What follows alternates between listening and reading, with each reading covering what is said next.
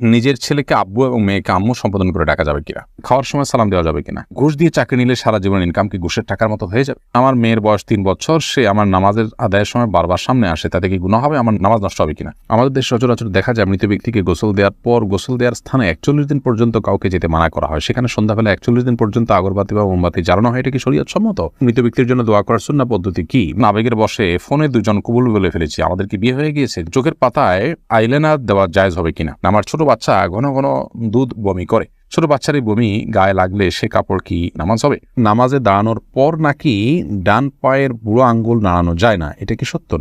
সম্মানিত মুসলমান ভাই ও বোনেরা, আজকে আপনাদের জন্য ইসলামিক প্রশ্নটি খুবই গুরুত্বপূর্ণ হয়ে যাচ্ছে। আজকের ইসলামিক প্রশ্নটি আপনারা না জানলে অবশ্যই মিস করবেন। আপনাদের জীবনে অবশ্যই ইসলামিক প্রশ্ন জানা অত্যন্ত আবশ্যক। আজকের ইসলামিক প্রশ্নটি হয়ে যাচ্ছে, নিজের ছেলেকে এবং মেয়েকে আব্বু অথবা আম্মু বলে ডাকা যাবে কিনা, ইসলামের শরীয়তে কি তা বলি। এবং আরেকটি ইসলামিক প্রশ্ন হয়ে যাচ্ছে, আমরা মৃত্যু ব্যক্তি যেখানে গোসল করানো হয় সেখানে গোসল করানোর পরে 40 দিন পর্যন্ত সেখানে যাওয়া নিষেধ, এবং আমরা মুরব্বীরা বলি যে যাওয়া নিষেধ, অথবা সেখানে আগরবাতি মোমবাতি জ্বালিয়ে থাকতে হবে।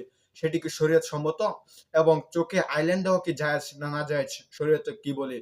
আরো ইসলামিক কয়েকটি গুরুত্বপূর্ণ প্রশ্ন রয়েছে, যেমন ছোট বাচ্চা বমি করলে সেখানে কি আবার কাপড়টাকে পরিবর্তন করে কি গোসল করে পরে সালাত পরা যাবে, না এটা সহ সালাত পরা যাবে?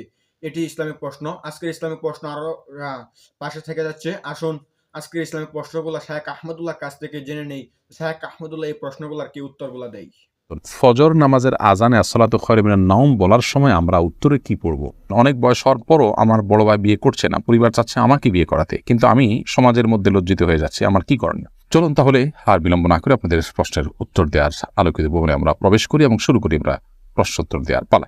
আবু রেজা ইনুর আপনি লিখেছেন, আমার ছোট বাচ্চা ঘন ঘন দুধ বমি করে, ছোট বাচ্চারই বমি গায়ে লাগলে সে কাপড় কি নামাজ হবে? বাচ্চা যদি বমি করে এবং সেটাতে আপনার কাপড় লেগে যায়, অবশ্যই যে অংশ লাগবে সে অংশ নাপাক হবে, অংশ আপনি ধুয়ে ফেলবেন, বাকি কাপড় পাক আছে বাকি থাকবে, যেটুকু লাগবে সেটুকু ধুয়ে ফেললে পাক হয়ে যাবে। এই যে সাথে আপনি লিখেছেন, পার্লারে কোকড়া চুল সোজা করলে কি গুনাহ হবে? কোকড়া চুল আপনার যদি মনে করেন যে এটা আপনার সৃষ্টিগত একটা সমস্যা, আপনার এটা রোগের মতো অস্বাভাবিকত্ব আছে এর মধ্যে, তাহলে সেক্ষেত্রে এটা সোজা করার জন্য আপনি চেষ্টা করলেন এবং ব্যবস্থা নিলেন, তাতে ইনশাআল্লাহ গুনাহ হবে না। রেজাউল আমিন আপনি লিখেছেন, অনেক বয়স হওয়ার পরও আমার বড় ভাই বিয়ে করছে না, পরিবার চাচ্ছে আমাকে বিয়ে করাতে, কিন্তু আমি সমাজের মধ্যে লজ্জিত হয়ে যাচ্ছি, আমার কি করণীয়? লজ্জিত হওয়ার কিছু নেই। বিয়ে বড় ভাইয়ের আগে ছোট ভাই করলে যে কোনো গুনাহ হয় এরকম না, এটাকে দোষণীয় মনে করাটা আমাদের সমাজের ত্রুটি বরং। অতএব সমাজের ভুল ভাঙার চেষ্টা করাটা দোষণীয় কিছু না। আপনার পরিবার যে আপনাকে বিয়ে করতে চাচ্ছে এটাই তো শুকর আদায় করার মতো বিষয়। যে অনেক পরিবার তো বড় ভাই বিয়ে না করলে ছোট ভাইকে আটকে রাখেন, আপনার পরিবার আটকাচ্ছে না, আমার মনে হয় আপনার বিয়ে করতে আগ্রহী হওয়া উচিত। নারুজ্জামান সরকার এটি থেকে আপনি লিখেছেন, ঘুষ দিয়ে চাকরি নিলে সারা জীবন ইনকাম কি ঘুষের টাকার মতো হয়ে যাবে? না, ঘুষের টাকা দিয়ে ঘুষ দিয়ে যদি চাকরি নেন, চাকরিটা যদি হালাল হয় তাহলে আপনার সারা জীবনের ইনকামটাই হারাম হয়ে যাবে, ওটা সেরকম না। তবে ঘুষ দিয়ে চাকরি দিয়ে যে অন্যায় করেছেন সেটুকু আপনি হারাম কাজ করেছেন এবং তার জন্য আল্লাহর কাছে আপনাকে তওবা করতে হবে, ইস্তেগফার করতে হবে এবং গুনাহ থেকে বেরিয়ে আসার জন্য চেষ্টা করতে হবে। পরবর্তী যেন আর কখনো না হয় বল সে চেষ্টা করতে হবে, কিন্তু পরবর্তীর উপার্জনগুলো আপনার এর কারণে সবগুলো হারাম হয়ে যাবে না। শিহাব আপনি লিখেছেন, খাওয়ার সময় সালাম দেওয়া যাবে কিনা? খাওয়ার সময় সালাম দেওয়া নেওয়াতে মৌলিকভাবে কোনো অসুবিধা নেই, যদি ডিস্টার্ব ফিল না করেন যাকে সালাম দিয়েছেন তিনি, তাহলে সেক্ষেত্রে খাওয়ার ফাঁকে ফাঁকে আমরা কথা বললে সেটা যেরকম নাজায়েজ নয়, ঠিক সালাম আদান প্রদান করলে সেটা নাজায়েজ নয়।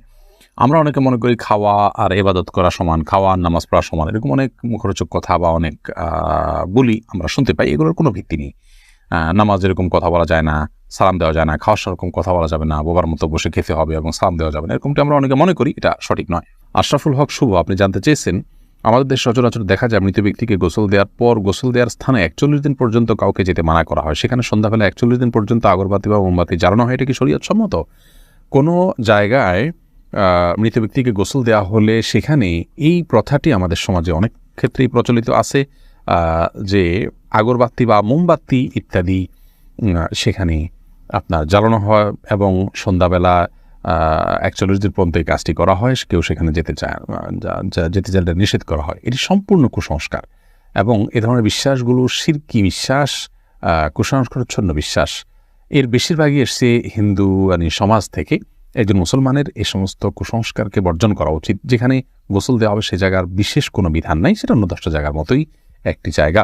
এমডি আরিফুল ইসলাম জানতেছেন মৃত ব্যক্তির জন্য দোয়া করার সুন্নাহ পদ্ধতি কি? মৃত ব্যক্তির জন্য আল্লাহ তাআলার কাছে সাধারণভাবে দোয়া করবেন, আল্লাহ আপনি তাকে মাফ করুন, ক্ষমা করুন, ইস্তেগফার করবেন, কায়মন ওয়াক্যে আল্লাহর কাছে তার পক্ষ হয়ে সুপারিশ করবেন, ক্ষমা চাইবেন। এসএইচ রুবেল এছাড়া বিশেষ কোনো পদ্ধতি নেই, একত্র হতে হবে, লোকজন জড়ো করতে হবে, হুজুরদেরকে নিয়ে আসতে হবে, এমন কোনো কথা কোরআন হাদিসে আমাদেরকে বলা হয়নি। আমির আনুর আপনি লিখেছেন চোখের পাতায় আইলাইনার দেওয়া জায়েজ হবে কিনা? আপনি আইলাইনার যদি দেন বা সাজসজ্জার জন্য দেন তাহলে সেক্ষেত্রে চোখের সৌন্দর্য বৃদ্ধি করার উদ্দেশ্যে দিতে পারেন। স্বামী থাকলে স্বামীকে প্রদর্শন করবার জন্য, কিংবা মাহারামদের সামনে শুধুমাত্র এটি প্রদর্শিত হবে। আর যদি রাস্তাঘাটে গায়ে মাহারামদের সামনে এটি প্রদর্শন করার উদ্দেশ্য হয় বা ওপেন সবার জন্য আপনি নিজের সৌন্দর্যকে প্রকাশ করার উদ্দেশ্যে দিয়ে থাকেন, তাহলে সেক্ষেত্রে এটা না যায় এবং গুনাহ হবে। ফখরুল ইসলাম মাহিন আপনি লিখেছেন আবেগের বশে ফোনে দুজন কবুল বলে ফেলেছি, আমাদের কি বিয়ে হয়ে গিয়েছে? জি না, বিয়ে তো সহজ নয় যে আবেগের বশে দুজনে কবুল করে বলে ফেলছেন আর বিয়ে হয়ে গেছে। দুজন সাক্ষীর সামনে প্রস্তাব এবং কবুল হবে এবং অন্যান্য শর্তাদি পাওয়া যাবে, তখন সেক্ষেত্রে সেটি শরিয়ার দৃষ্টিকোণ থেকে বিশুদ্ধ এবং আপনার সঠিক বিয়ে হিসেবে বিবেচিত হবে। মাহমুদুল হাসান ভুঁইয়া আপনি জানতে চেয়েছেন ফজর নামাজের আজানে আসসালাতু খায়রুম মিনান নাওম বলার সময় আমরা উত্তরে কি পড়ব? এক্ষেত্রে জমহুর ফোকাহা বা বেশিরভাগ ইমামগণের মত হলো সদাকতা ও বারারতা। আসসালাতু খায়রুম মিনান নাওম মানে হলো সলাত বা নামাজ, এটা ঘুম থেকে উত্তম। এটি যখন মুয়াজ্জিন বলবেন তখন তাকে বলতে হয় সদাকতা ও বারারতা, অর্থাৎ হে মুয়াজ্জিন তুমি সত্য বলেছ এবং ভালো বলেছ, ভালো কাজ করেছ। এই কথা বেশিরভাগ ফোকাহা একরাম বা জমহুর ফোকাহা একরাম বলতে বলেছেন মুয়াজ্জিনের জবাবে, এবং একটি রেওয়ায়েতে এটি এসছে, যদিও রেওয়ায়েতটা সনদকে অনেক মুহাদ্দিসগণ দাঈফ বলেছেন। আর এই কারণে অন্য একদল উলামা ইকরাম বলেন যে আসসালাতু খায়রুম মিনান নাওম যখন বলবো আমরা, মুয়াজ্জিন যখন আসসালাতু খায়রুম মিনান নাওম বলবে, আমরাও আসসালাতু খায়রুম মিনান নাওম বলবো। এর কারণ হলো যে আসসালাতু খায়রুম মিনান নাওম এই বাক্যটি মুয়াজ্জিনের বাক্য, আর এক্ষেত্রে নবী আলাইহিস সালামের সাধারণ যে নির্দেশনা বুখারী মুসলিমে আসছে যে ফাকুলু মিসলা মা ইয়াকুল ইযা সামি'তুমুন নিদা, যখন তোমরা মুয়াজ্জিনের আযান শুনবে ফাকুলু মিসলা মা ইয়াকুল মুয়াজ্জিন, তখন মুয়াজ্জিন যা বলবে হুবহু তোমরা তা বলো। শুধুমাত্র হাইয়া আলাস সালাহ হাইয়া আল ফালাহর মধ্যে নবী আলাইহিস সালাম ওই হাদিসে লা হাওলা ওয়া কুওয়াতা ইল্লা বিল্লাহ বলতে বলেছেন। অতএব দুইটা বাদে বাকি সবগুলোতেই ওই হাদিসের সাধারণ যে নির্দেশনা সেটা অনুযায়ী আসসালাতু খায়রুম মিনান নাওম শুনলে আসসালাতু খায়রুম মিনান নাওম অর্থাৎ হুবহু এটা অনুকরণ করার নির্দেশনা দিয়ে থাকেন। এসেছ রুবেল আপনি জানতে চেয়েছেন আইডি থেকে নামাজে দাঁড়ানোর পর নাকি ডান পায়ের বুড়ো আঙ্গুল নাড়ানো যায় না, এটা কি সত্য? না, এরকম কোনো কথা আমাদের জানা নেই, প্রয়োজন হলে নাড়ানো যেতে পারে। সামি আপনি লিখেছেন মনের মধ্যে খারাপ চিন্তা আসলে কি করণীয়? মনের মধ্যে খারাপ চিন্তা যদি আসে তাহলে সেক্ষেত্রে প্রথমত সেখান থেকে নিজেকে সরাবার জন্য আপনার চেষ্টা করা। খারাপ চিন্তা যে কারণে আসে, যে জায়গায় গেলে আসে, বিচরণ করলে সেই জায়গাগুলোতে সরে আসা এটা কর্তব্য।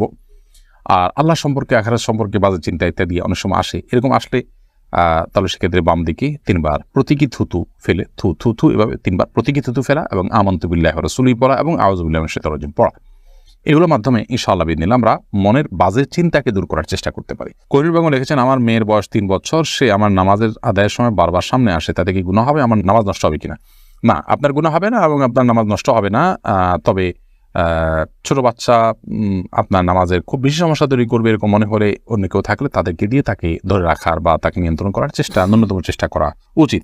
আব্দুর রহমান জানতে চেয়েছেন আমি একজন দর্জি, মহিলাদের পোশাক তৈরি করি, আমি যদি কোনো মহিলাকে তার ইচ্ছা মতো ডিজাইন জামা বানিয়ে দেই আর সে যদি সেটা পরে বেগানা পুরুষের সামনে যায়, দিকে আমার পাপ হবে? যদি এমন হয় যে পোশাকটা বানানোই হচ্ছে পাপের কাজের জন্য আপনি জানেন, তাহলে সেক্ষেত্রে তাকে সহায়তা হবে তার সেটা তৈরি করে দিলে। সেজন্য এটি তৈরি করার ক্ষেত্রে আপনি ডিনাই করা উচিত, এতটুকু এখতিয়ার অধিকার আপনার থাকা উচিত, এবং ইমানি গায়রত যেটাকে বলে ইমানি আত্মসম্মান বোধ সেটা আপনার থাকা উচিত। আর যদি এই লেভেলের সমস্যা না হয়, বরং এটা তিনি বাসায় পড়তে পারেন, তার স্বামীর সামনে পড়তে পারেন, বাহিরে পড়তে পারেন, কি করবেন আপনি জানেন না, তাহলে আপনি খুঁচিয়ে তাকে জিজ্ঞেস করার কোনো প্রয়োজন নেই এবং এর কারণে আপনার গুনাহ হবে না। তিনি যদি এটাকে অন্যায় কাজে ব্যবহার করেন ইনশাআল্লাহ আপনার গুনাহ হবে না। এ হাবিব আপনার প্রশ্নটি আপনি লিখেছেন নিজের ছেলেকে আব্বু এবং মেয়েকে আম্মু সম্বোধন করে ডাকা যাবে কিনা? স্নেহের জায়গা থেকে বা মমতা করে তাদেরকে আব্বু বা আম্মু ডাকতে কোনো অসুবিধা নেই। এটার উপকর্থে আব্বু আম্মু ডাকা হয়।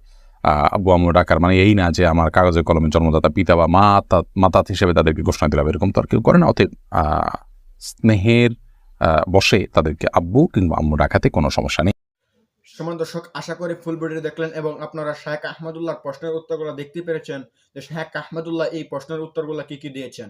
সমান দর্শক, এরকম ইসলামিক প্রশ্নের উত্তর পেতে হলে অবশ্যই চ্যানেলটি সাবস্ক্রাইব করে পাশে থাকা বেল বাটনটি অন করে রাখবেন যেন ইসলামিক প্রশ্নের উত্তর সবার আগে দিতে পারেন।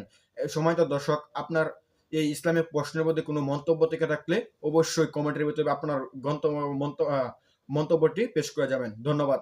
দেখা হচ্ছে পরবর্তী নতুন ভিডিওতে। সেই পর্যন্ত ভালো থাকেন, সুস্থ থাকেন। সেই কামনা করে বিদায় নিলাম। আসসালামু আলাইকুম ওয়া রাহমাতুল্লাহ।